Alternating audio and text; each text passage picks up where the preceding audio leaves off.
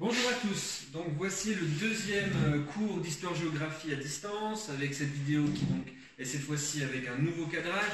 C'est exceptionnel, c'est par rapport à l'étude que je vais développer avec vous et corriger puisque vous aviez une étude de cas sur Las Vegas à faire avec le logiciel Google Earth. Comme c'est un logiciel assez particulier et qu'on n'a jamais vraiment eu l'occasion de bien détailler ensemble, eh bien j'ai préféré recentrer sur mon écran de manière à vous montrer comment vous auriez dû vous y prendre pour faire cet exercice. Donc je vous invite bien entendu à bien regarder la vidéo et surtout bien avoir le logiciel avec vous.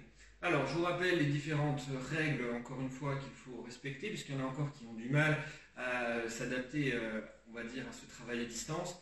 Respectez bien ces différentes consignes et je rappelle bien sûr qu'il n'est pas nécessaire pour l'instant de me renvoyer le travail pour me montrer que vous l'avez fait. J'imagine bien que vous le faites. Derrière je mettrai bientôt un QCM pour justement vous expliquer comment réussir comment justement remettre dans un questionnaire les connaissances que vous aurez acquises dans la séquence. Alors, pour commencer, donc, on fera toujours une vidéo en deux parties, la correction des exercices, l'explication du cours, donc là sur le logiciel, et puis en deuxième partie, je vous donnerai le travail à faire, et vous verrez que cette étude de cas de Las Vegas n'est pas terminée, il vous reste une dernière partie, la quatrième partie, un bilan, qu'il faudra de nouveau télécharger sur École Directe.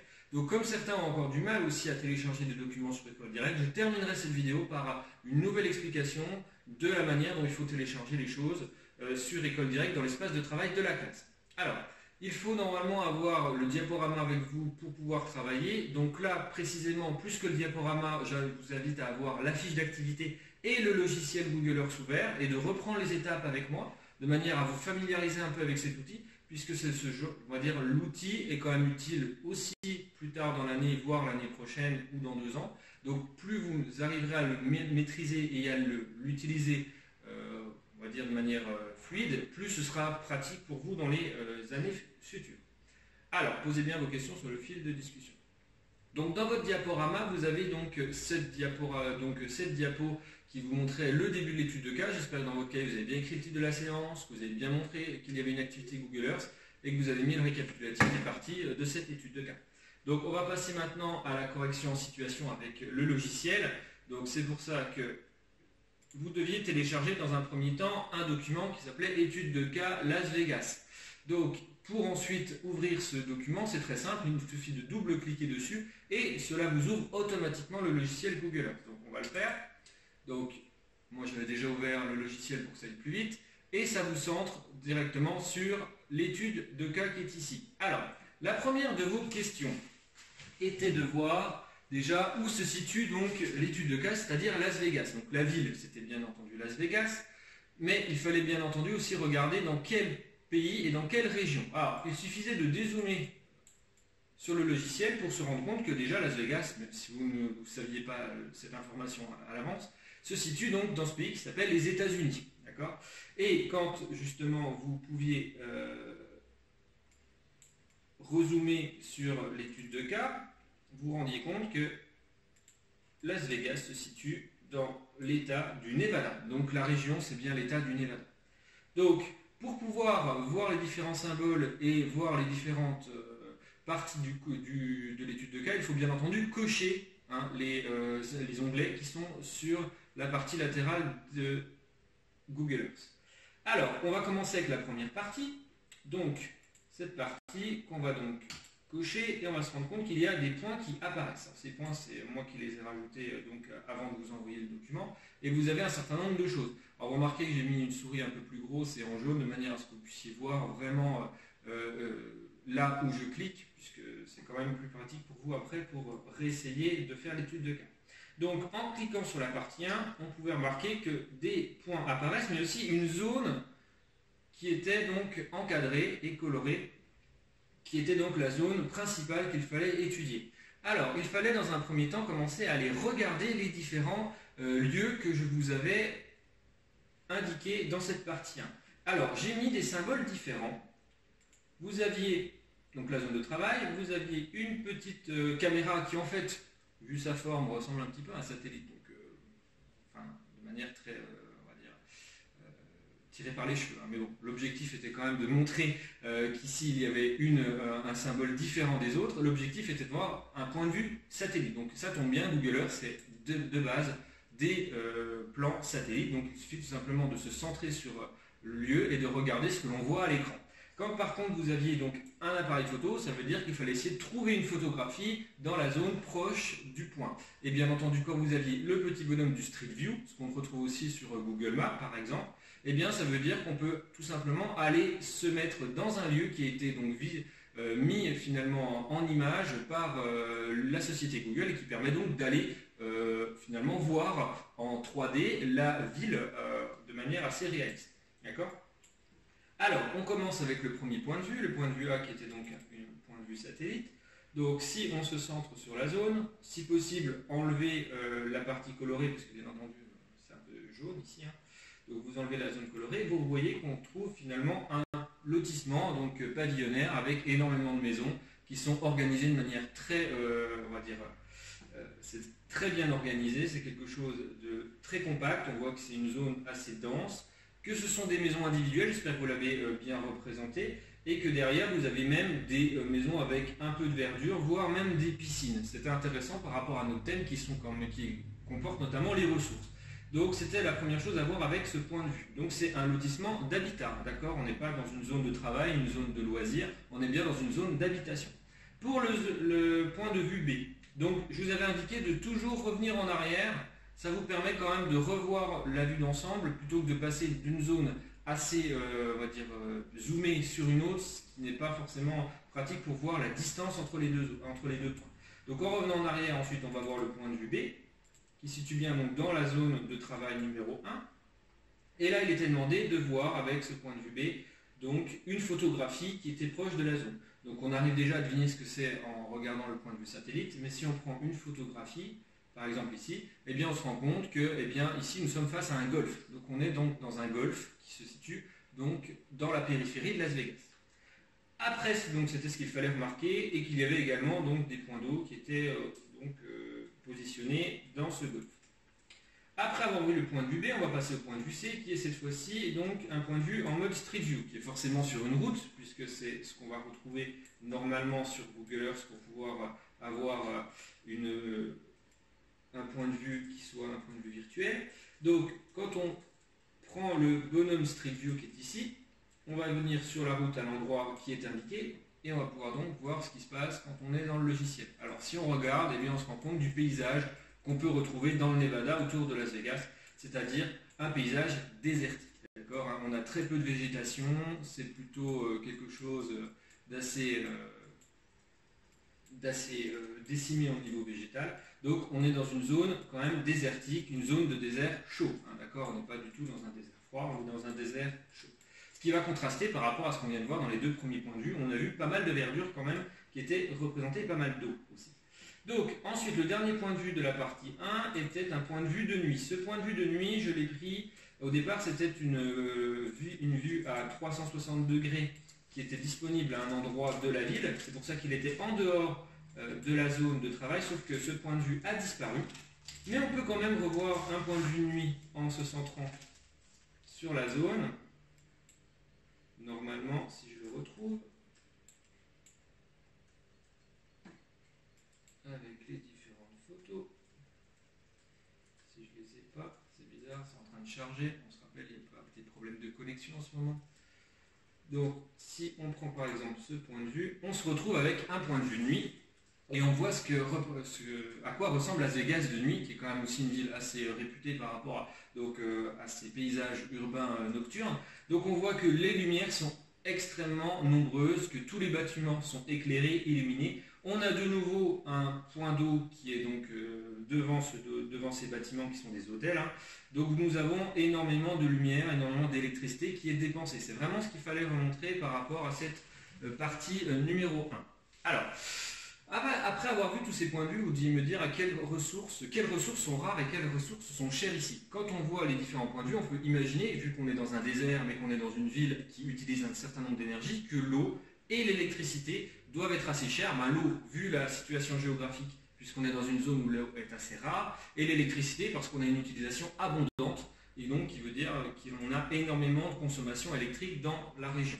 Alors, après avoir fait cette partie 1, on passait donc à la partie numéro 2. Alors la partie numéro 2, c'était cette fois-ci une partie, donc on va décocher la partie 1, c'est plus simple, on revient en arrière sur le point de Las Vegas, on passe à la partie 2 qu'on va donc cocher et on se rend compte qu'on est cette fois-ci de l'autre côté de la ville, donc à l'est, avec toujours une zone qui est encadrée et qui est colorée pour montrer où va se situer la majeure partie de notre travail, et vous aviez de nouveau des points de vue à voir. Alors, il y avait dans un premier temps 2 points de vue à regarder en priorité, le point de vue D et le point de vue F. Donc j'ai mis des lettres, vu le nombre de points de vue qu'il y avait à voir dans l'étude de cas.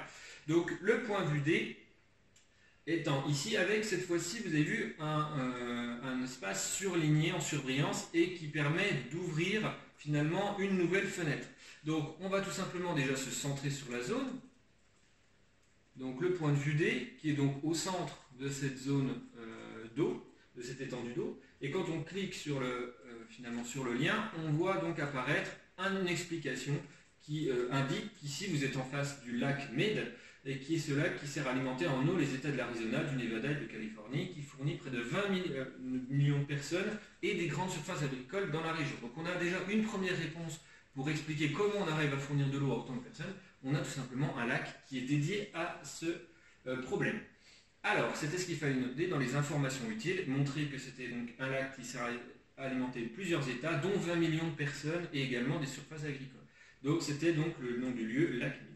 Alors ensuite, pour le point de vue F, donc on décoche le point de vue D qu'on n'a plus besoin de regarder, on va venir sur le point de vue F. Là, vous avez cette fois-ci un nouvel élément et on peut remarquer directement, alors si on active la vue 3D, c'est encore plus remarquable, moi je ne la mets pas à cause des problèmes de connexion. Donc on a ici tout simplement un barrage qui permet donc de former le lac que nous venons de voir précédemment. Alors ce point de vue F, il s'agit du barrage Hoover qui est situé sur ce lac. Sa construction a nécessité près de 7 millions de tonnes de béton, donc c'est une information utile à mettre comme quoi c'est quand même une construction majeure qui est assez exceptionnelle. On a aussi, grâce à ce barrage, des centrales électriques qui permettent de fournir de l'électricité pour toutes les installations du Nevada, dont Las Vegas, de l'Arizona et de la Californie. Donc c'est quand même quelque chose d'important. La production moyenne de 4200 gigawattheures par an, ce qui en fait donc un énorme producteur d'électricité. Et en même temps, vu que c'est une construction exceptionnelle, c'est également un lieu de visite, d'accord, puisqu'il y a près d'1 million de visiteurs par an. Donc on avait 2 informations utiles à mettre, 3 informations utiles, pardon. Un, c'était un barrage avec qui a nécessité une construction extrêmement pointue. Deuxièmement, c'est quelque chose qui permet de produire beaucoup d'électricité. Et troisièmement, que ça attire aussi des touristes par rapport au chef-d'œuvre que ça représente. Donc voilà ce qu'il fallait faire avec ces 2 premiers points de vue. Alors ensuite, vous aviez à regarder un 3e point de vue qui est le point de vue de nouveau en vision satellite, sauf que ce point de vue était à regarder avec 2 périodes différentes. C'est l'avantage aussi de ce logiciel Locular, c'est qu'il garde en mémoire des images satellites d'années précédentes, ce qui permet de voir une évolution dans le temps d'un espace, ce qui est en géographie assez exceptionnel à faire, notamment donc par rapport à un logiciel gratuit qu'on peut utiliser assez facilement. Donc là, je vous ai mis donc un point de vue de 2016, et vous pouviez remarquer ce point de vue était au niveau d'un rivage du lac Mead, d'accord. Et vous deviez, grâce finalement à l'étude de cas, revenir en arrière jusqu'en novembre 2002, si je me souviens bien, c'est ça, oui, novembre 2002. Donc on va tout simplement revenir en arrière en enlevant peut-être la zone de travail pour que ce soit plus clair. On revient en 2002, donc il suffit de rebouger le curseur jusqu'en 2002. Et là on se rend compte que notre point, qui était tout à l'heure sur un rivage, se retrouve cette fois-ci immergé. Ce qui veut donc nous apporter une information, c'est que le lac a tendance à baisser en quantité d'eau, ce qui veut dire qu'aujourd'hui on a moins d'eau qu'en 2002. Donc ça va pouvoir nous donner des informations sur finalement l'utilisation des ressources en eau et si le lac est suffisant ou non pour alimenter tout le monde. Ensuite, après avoir fait cette partie 2, on va passer à la partie numéro 3. Donc je sais, je vais vite, mais c'est pas grave, revenez en arrière si vous n'avez pas compris quelque chose. Donc on revient sur la partie 3, donc comme d'habitude, je vous dis, on revient en arrière sur le point de vue de Las Vegas dans son ensemble. Donc on a vu une partie au nord, une partie à l'est. On va donc maintenant s'intéresser à une 3e partie sur un thème de nouveau un peu différent. Donc c'est la partie évolution, étude de l'évolution actuelle de la production électrique, si je me souviens.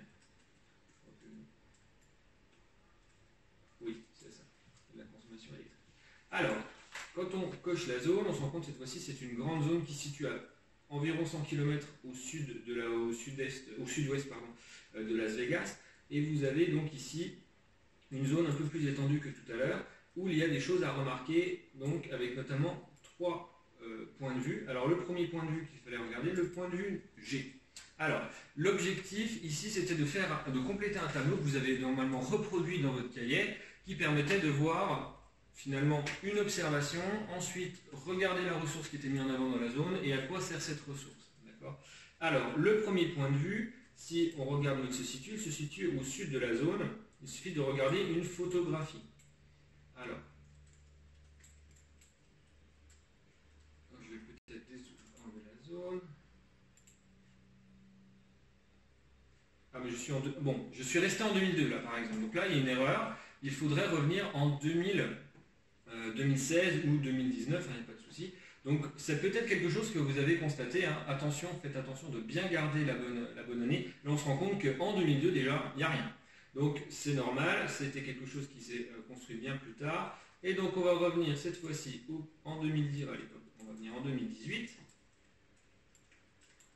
Et là on se rend compte tout d'un coup que quelque chose a été construit dans cette zone qui était à la base un désert, hein, il n'y avait aucune végétation. Et donc avec une forme géométrique très particulière qui montre bien que c'est une construction humaine, on n'est pas sur quelque chose qui est naturel. Et vous aviez ici donc une photographie à regarder. Alors si on regarde ce que c'est, eh bien on se rend compte que c'est une centrale solaire. Une centrale solaire avec donc des panneaux solaires au sol et des miroirs énormes qui vont donc donner encore plus de luminosité sur ces miroirs. Alors, ce qui est quand même important pour pouvoir produire effectivement quoi? De l'électricité. Les panneaux solaires, ça sert avant tout à faire de l'électricité. C'est uniquement son but. Alors, ensuite, on passe au point de vue H. Donc, le point de vue H qui est cette fois-ci ici, qui est une vue d'ensemble finalement de cette centrale solaire d'Ivanpah, puisque si on clique sur le lien, on se rend compte du coup qu'elle a été construite en 2014, ce qui explique pourquoi quand on était sur la zone en 2002, on ne voyait rien. Hein. Donc elle est construite en 2014, qu'elle produit énormément de production électrique, puisque c'est la plus grande centrale solaire du monde, et on peut donc voir qu'elle a 14 km² finalement de zones à chaque fois pour pouvoir produire un maximum d'électricité. D'accord ? On voit que la consommation d'eau ici est aussi indiquée puisqu'on a essayé de limiter cette consommation maximum. Normal, on est dans un désert où déjà on a beaucoup de gens qui utilisent de l'eau. Donc là, on a un refroidissement par air des panneaux, sauf pour les miroirs. Donc on a quand même essayé de rationaliser aussi l'utilisation de l'eau. C'est quelque chose qu'il fallait indiquer également dans le tableau. Alors, après avoir vu ce point de vue H, il fallait passer au point de vue I. Donc, on revient un peu en arrière par rapport à la partie. On va voir le point de vue I, donc qui se situe cette fois-ci au nord de la zone. Et là, on se rend compte qu'on retrouve de nouveau des formes circulaires qui ne sont pas cette fois-ci donc des centrales solaires. Et donc, il fallait tout simplement de cliquer sur le lien pour voir qu'il s'agit de culture en rond sur pivot, qui est une technique d'agriculture en culture sèche. C'est-à-dire que c'est quelque chose qu'on utilise dans les déserts de manière à rationaliser la consommation d'eau. Vous avez donc un système d'arrosage circulaire donc qui va tourner autour d'un axe et qui permettra donc d'irriguer uniquement une zone précise de manière à rationaliser au maximum l'eau et ne pas avoir de perte. Ce qui explique ces formes ces formes parfaites de cercles qui sont en fait des cercles de culture. Donc des cercles de culture, donc il fallait ici mettre en avant que les ressources qui sont mises en avant, eh bien c'est de l'eau, et qui permet du coup de faire de l'agriculture de manière particulière avec une technique spécifique à une zone aride. Donc voilà ce que vous deviez trouver avec cette étude de cas. Maintenant, on va revenir au PowerPoint.